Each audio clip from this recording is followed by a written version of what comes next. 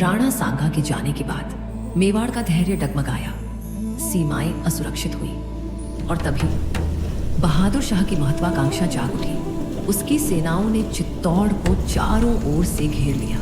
युद्ध अब केवल द्वार पर नहीं था, वह इतिहास बनने जा रहा था। रानी कर्णावती ने नन्हे उदय सिंह की जिम्मेदारी पन्ना धाय को सौंप दी और फिर आंसुओं को साहस में बदलकर उन्होंने 13,000 वीरांगनाओं के साथ चित्तौड़ के दूसरे जौहर का नेतृत्व संभाला। विश्वासघात ने फिर प्रहार किया। बनवीर की तलवार ने विक्रमादित्य का अंत कर दिया और अब उसकी दृष्टि मेवाड़ के अंतिम दीप उदय सिंह पर थी। यह सुनते ही पन्ना धाय ने एक ऐसा निर्णय लिया जिसे सुनकर स्वयं इतिहास भी ठहर गया। अपने ही पुत्र चंदन को राजकुमार के वस्त्र पहनाकर उसे मृत्यु के सामने सुला दिया और उदय सिंह को रात के सन्नाटे में चित्तौड़ किले के बाहर भेज दिया। पन्ना ने बनवीर के मार्ग में स्वयं को खड़ा कर दिया और उसकी तलवार पर पागलपन सवार था। अपने पुत्र का रक्त बहते देख समय मानो थम गया, पर पन्ना नहीं टूटी। ममता चीखती रही और कर्तव्य उससे भी ऊंचा खड़ा था।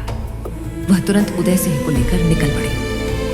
अरावली की शरण में बसे कुंभलगढ़ की ओर, जो मेवाड़ की संकटकालीन राजधानी थी। पन्ना धाय ने किलेदार आशादेवपुरा से शरण मांगी, पर बनवीर के भय ने उसके साहस को जकड़ लिया था। उसने उन्हें ठहरने से मना कर दिया। तभी एक माँ की वाणी गूंजी। आशादेवपुरा की माता ने उसे उसके कर्तव्य का स्मरण कराया कि मेवाड़ की रक्षा भय से नहीं, धर्म से होती है। यह कोई नई बात नहीं थी। मेवाड़ की वीरांगनाएं सदैव अपने वीरों को वीर बनना सिखाती आई थी। चुपके से संदेश भेजे गए और मेवाड़ के सभी सामंतों व राजाओं को कुंभलगढ़ बुलाया गया।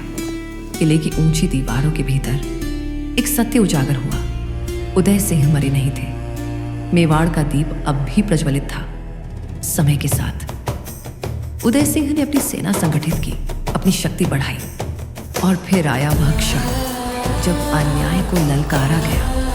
बनवीर के विरुद्ध छिड़े उस युद्ध में एक राजपूत अपने मान और सम्मान के लिए ऐसा लड़ा कि उसकी तलवार की गूंज सदियों तक इतिहास और हमारे हृदयों में सुनाई देती रही।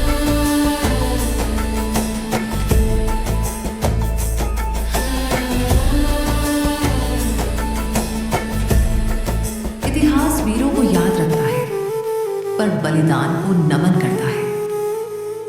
पन्ना धाय ने अपने पुत्र का त्याग कर मेवाड़ को जीवित रखा। वह अकेली नहीं थी। मेवाड़ की वीर छतरानियों ने सदैव ही सम्मान, साहस और मर्यादा की रक्षा की है। ऐसे बलिदान मिटते नहीं, अमर हो जाते हैं।